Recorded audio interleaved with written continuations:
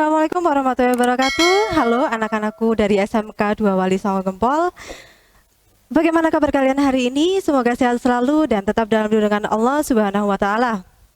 Bertemu lagi dengan mata pelajaran fisika dengan saya Bu Sakinah. Hari ini kita akan membahas tentang pengukuran dan alat ukur. Sebelum kalian bisa membaca tentang alat ukur, mari kita pelajari tentang pengertiannya.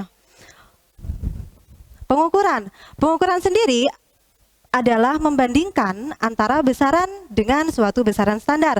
Sedangkan alat ukur adalah alat yang digunakan untuk mengukur suatu besaran dalam fisika, seperti mengukur panjang, massa, dan juga waktu. Selanjutnya ada jenis alat ukur. Ada 3 jenis alat ukur, yaitu alat ukur panjang, alat ukur waktu, dan juga alat ukur massa. Wah, ternyata ada banyak ya, tidak hanya satu. Mari kita simak satu-satu. Alat ukur panjang, sebenarnya ada berapa sih alat ukur panjang itu? Mari kita simak alat ukur panjang. Dalam fisika, ada 3 alat ukur panjang yang paling umum digunakan, yaitu yang pertama mistar, yang kedua jangka sorong, dan yang ketiga mikrometer sekap. Mari kita bahas satu-satu dari mistar. Mistar adalah alat ukur yang paling sering digunakan dan paling umum ditemui waktu kalian sekolah. Mistar digunakan untuk mengukur panjang suatu benda. Biasanya panjang benda ini tidak lebih dari 100 cm. Mistar terdapat 3 jenis, yaitu mistar roll, mistar pita, ataupun penggaris. Nah, penggaris biasanya sudah kalian gunakan setiap hari, bukan? Skala terkecil dan juga batas ketelitian dari mistar. Batas ketelitian dari mistar adalah 1 mm atau setara dengan 0,1 cm. Sedangkan batas ketelitiannya adalah 0,5 mm atau setara 0,05 cm.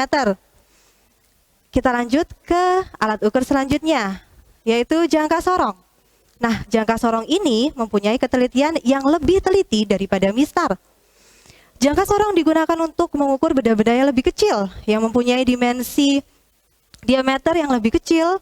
Bisa juga mengukur dimensi luar, dimensi dalam, ataupun ketebalan.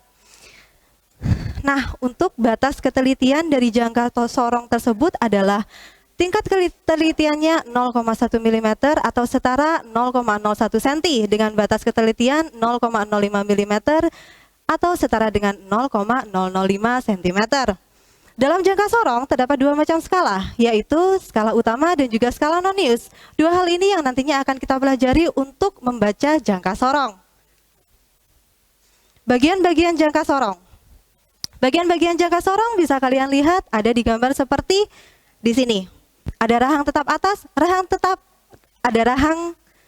atas, rahang bawah. Nah, rahang atas dan juga rahang bawah digunakan untuk mengapit benda yang akan kalian ukur.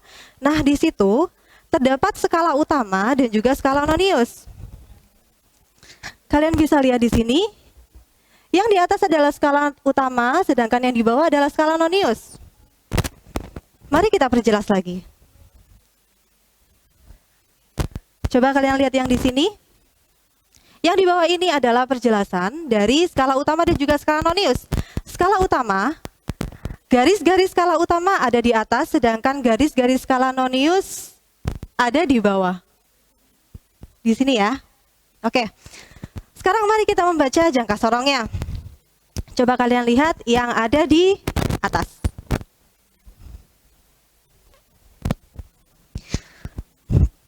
Skala utama seperti yang saya bilang tadi, skala utama ada di bagian atas, sedangkan skala nonius ada di bagian bawah. Sehingga jika akan membacanya, cara membaca skala utama adalah dengan memperhatikan garis di skala utama yang ada sebelum angka 0, yaitu yang ada di sini. Ini adalah skala utama, yaitu sebesar 3,2 cm. Sedangkan skala nonius terletak di bagian bawah. Cara membacanya adalah dengan memperhatikan di manakah garis yang berimpit ataupun gandeng dengan skala utama. Di sini garis yang berimpit ada di sebelah sini, di tanda panah sini ya. Nah, di tanda panah sini terletak di 0,04. Nah, jika kalian lihat ada di sini, yang ada di sini Ini adalah contoh dari hasil skala utama dan juga skala non-use. Skala utama didapatkan dengan nilai 3,2, sedangkan skala non-use didapatkan dengan nilai 0,04, sehingga hasil pembacaannya adalah 3,2 ditambah 0,04, yaitu 3,24 cm. Bagaimana? Apakah di sini sudah paham? Mari kita lanjut ke materi selanjutnya. Alat ukur panjang yang terakhir adalah mikrometer scrap. Mikrometer scrap dan juga jangka sorong hampir sama. Namun mikrometer scrap memiliki ketelitian yang lebih teliti daripada mikrometer scrap, yaitu dengan batas ukur 0,01 mm atau setara dengan 0,0001 cm dan juga batas ketelitian 0,005 mm atau setara dengan 0,0005 cm. Nah, di mikrometer scrap juga ada dua, yaitu skala utama dan juga skala non-use. Mari kita simak lebih lanjut bagian-bagian mikrometer scrap. Ada poros tetap, poros geser, pengunci, skala utama, dan juga skala non-use. Di sini, untuk membacanya kalian juga harus memperhatikan tentang skala utama dan juga skala non-use kembali. Mari kita baca cara membaca mikrometer scrap. Mikrometer scrap. Di sini adalah ketika kita berbesar mikrometer scrap. Ada skala utama dan juga ada skala non-use yang ada di sini. Jika kalian lihat contohnya yang di atas, skala non-use terletak di sebelah kiri, sedangkan skala utama terletak di sebelah kiri, sedangkan skala non-use di sebelah kanan. Di situ ditunjukkan bahwa hasil pembacaan dari skala utama adalah 13,5 dan skala non-use-nya 0,17, sehingga didapatkan 13,17 mm. Setelah mempelajari tentang alat ukur panjang, mari kita mempelajari tentang alat ukur massa. Alat ukur massa yang paling umum ditemui ada 3, yaitu timbangan, neraca 2 lengan, dan juga neraca 3 lengan. Timbangan biasa ditemui di pasar-pasar tradisional ataupun di toko-toko. Kalian tentunya sudah familiar dengan timbangan ini, bukan?